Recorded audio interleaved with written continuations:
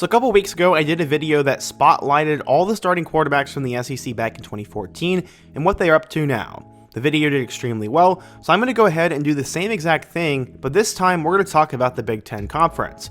We're going to go through each and every starting quarterback from every Big Ten team in 2014, talk about who they were, the season they had, and where they ended up. But before we get started, if you're a big fan of college football, be sure to subscribe to the channel, leave a like if you want to support today's video, and let me know what player, team, topic, or situation I can cover next. Now let's get started and talk about what happened to every starting quarterback from the Big Ten in 2014. In terms of where I start in the order, I did it based on where a player finished in stats. There's also a couple teams who had two starting quarterbacks during 2014, and the first one was the Indiana Hoosiers. Nate Sudfeld was an underrated recruit coming out of high school and began to start playing for Indiana in 2013, but in 2014 he had his worst season as he only threw for 1,100 yards with 6 touchdowns and 3 interceptions. That led them to put in a backup quarterback who had no business starting in the Big Ten, Xander Diamont. Diamont ended up throwing for 500 yards with 1 touchdown and 4 interceptions, and as you can probably guess, Indiana had a pretty terrible year. Sudfeld, though, would have a big 2015 season and would eventually get drafted in the 6th round, and since then, Sudfeld has played in a couple of games for the Eagles and Lions, throwing for a total of 188 yards and 1 touchdown.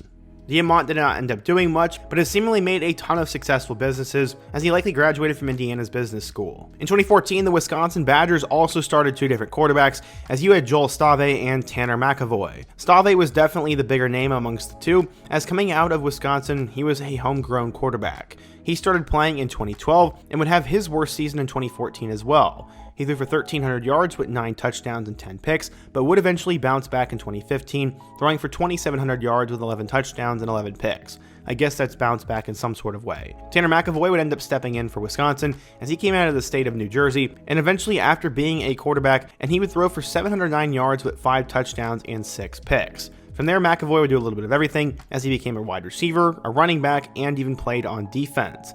McEvoy would end up actually going to the NFL as well, as he was a Seahawk in 2016 and 17, and ended up catching a total of 14 passes for 253 yards and 2 touchdowns. He also played on the defensive side of the ball, and it seems like McEvoy was just some sort of gadget player. Stave, on the other hand, ended up playing for 6 different practice squads after he was done at Wisconsin, and I think now he's doing something with construction. Back in 2014, Purdue was under head coach Darrell Hazell, and they were at the bottom of the conference. They could do pretty much nothing right, but somehow, some way, the quarterback position actually managed to be somewhat interesting. The first guy they started was a dude by the name of Danny Etling. He ended up coming out of Terre Haute, Indiana, and was a 4-star recruit, and in 2014, Etling would throw for 800 yards with 6 touchdowns and 5 interceptions.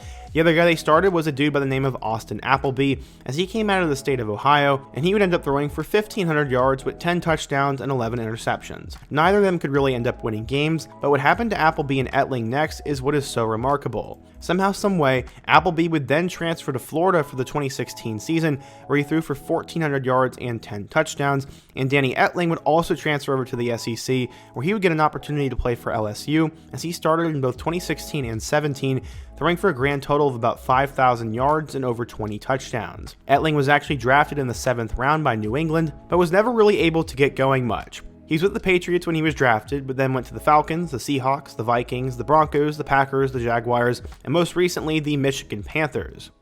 He's also technically a Super Bowl champion, and Danny Etling is definitely an interesting story that also deserves his own video here soon. Appleby, on the other hand, is currently a coach for UAB. Okay, so our last school that started 2 quarterbacks was the Illinois Fighting Illini. The first guy they had was Riley O'Toole, as O'Toole would throw for 1,300 yards with 10 touchdowns and 8 interceptions. The other guy was Wes Lunt, who after transferring in from Oklahoma State, actually had a decent career with Illinois. In 2014, Lunt would end up throwing for 1,700 yards with 14 touchdowns and 3 interceptions. The two were on very different career paths, as O'Toole was in his final year in 2014, and Wes Lunt was just at the beginning.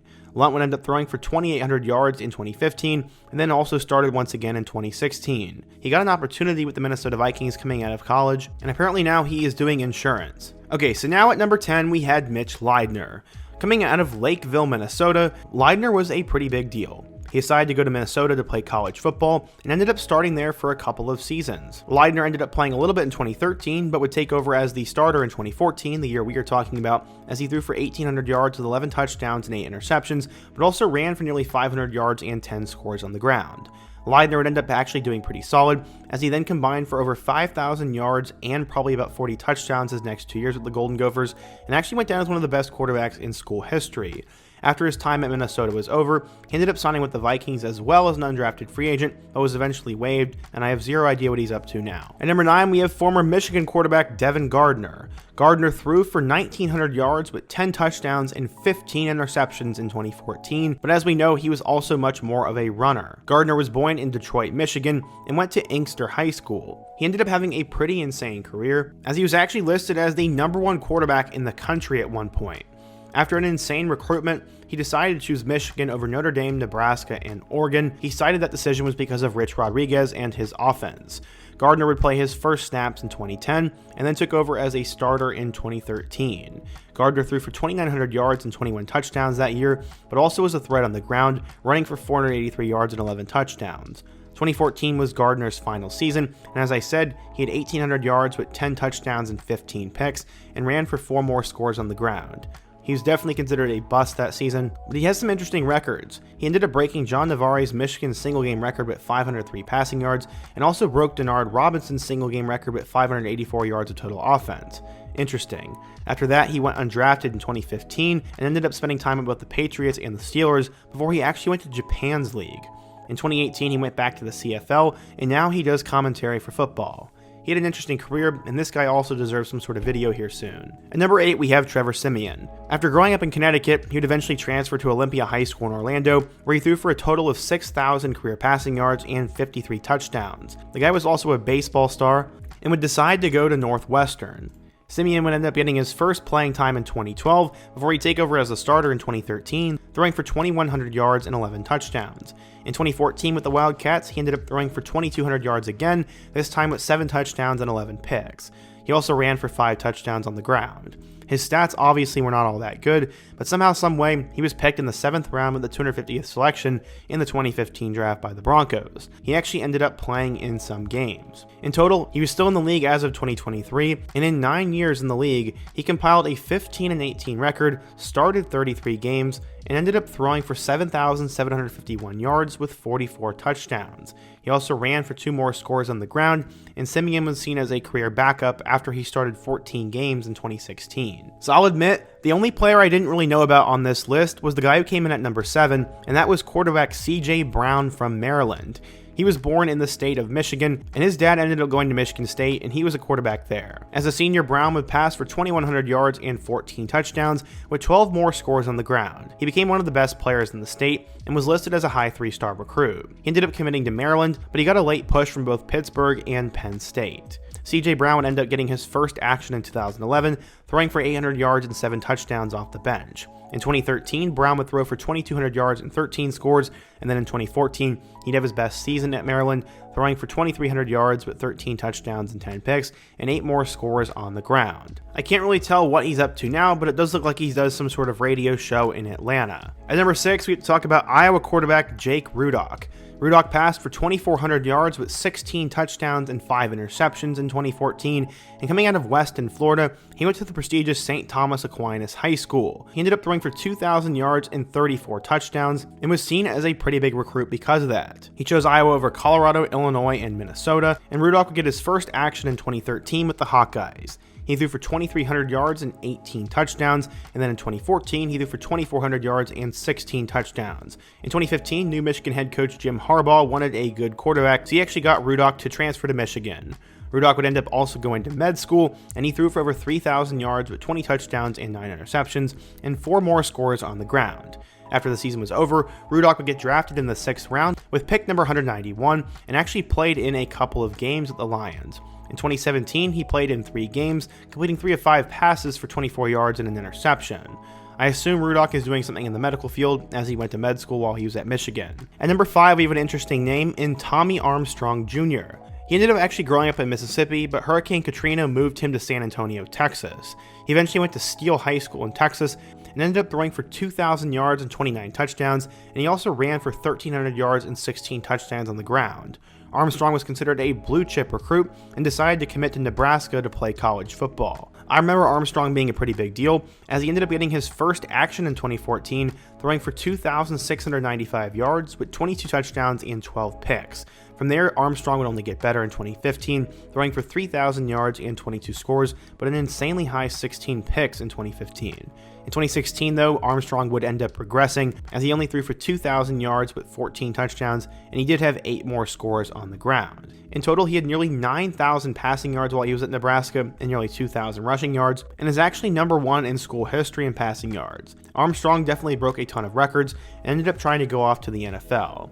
He converted to wide receiver before the NFL draft, but did not end up making it. He tried a ton of different positions, but from there ended up going to a ton of different weird little leagues, as he was in the Alliance of American Football in 2019, the Nebraska Danger of the Indoor Football League in 2019, and he's also spent time with the Sioux Falls Storm and the Omaha Beef. A couple months ago, he decided to retire from football altogether, and he definitely had a very interesting career. At number 4, we have a name that you guys should all know, and that is JT Barrett. After going to Rider High School in Wichita Falls, Texas, he was an insane blue-chip quarterback. He could both run and pass the ball, and became a 4-star player that eventually decided to commit to Ohio State. Barrett would not end up playing until the 2014 season, as he'd end up passing for 2,834 yards with 34 touchdowns and 10 interceptions, and that was due to an injury to Braxton Miller.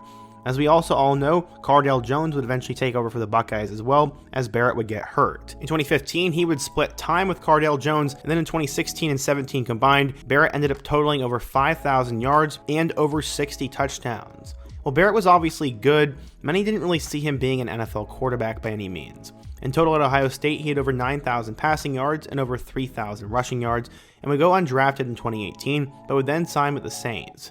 He wouldn't end up making it there, and he also wouldn't make it with the Seahawks or the Steelers.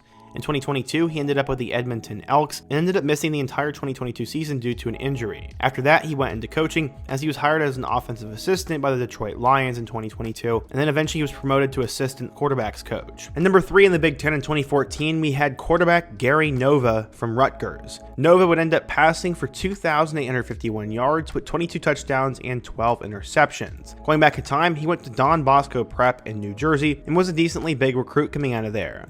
Nova would end up getting his first action for the Scarlet Knights in 2011, throwing for 1,500 yards and 11 touchdowns. In 2012, he took over as the full-fledged starter, throwing for 2,600 yards and 22 touchdowns. Nova once again started in 2013 before his big season in 2014, in which he obviously had 2,800 yards and 22 touchdowns. Nova ended up finishing with over 9,000 passing yards and 73 touchdowns while he was at Rutgers, but he had an absurdly high 51 interceptions. After his time at Rutgers was over, I don't believe he made it over to the NFL, and I have no idea what he is doing now. At number 2, we had the infamous Christian Hackenberg. Hackenberg ended up passing for 2,977 yards with 12 touchdowns and 15 interceptions in 2014. Coming out of high school, Hackenberg was seen as the next big thing. He ended up going to Fork Union Military Academy towards the end of his high school career and was ranked as the #1 quarterback in his class.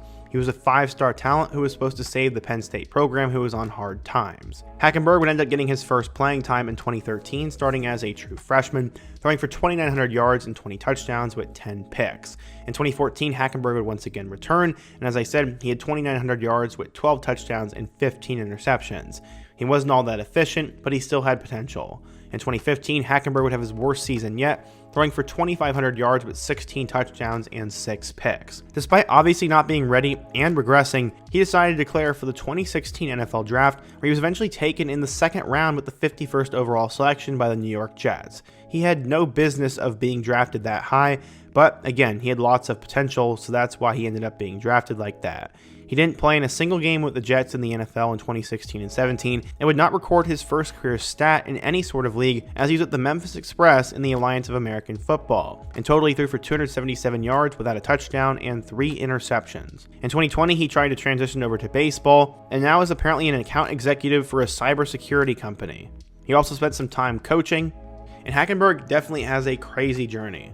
Okay, so at number 1, we have Connor Cook. Coming out of the state of Ohio, Connor Cook was a big deal.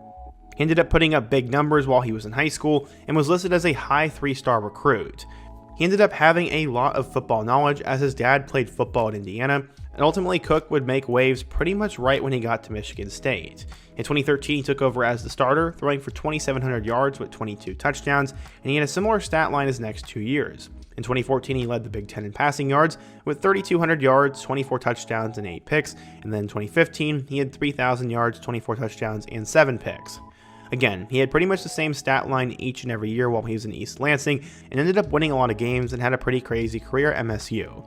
In total, he had over 9,000 yards with 71 touchdowns, and Cook went 34-5 as a starter at Michigan State. He ended up getting drafted in the 4th round with the 100th overall pick in the 2016 NFL Draft, but would not really get an opportunity to do much once in the NFL. He ended up playing in one game in 2016 with the Raiders, throwing for a touchdown and an interception.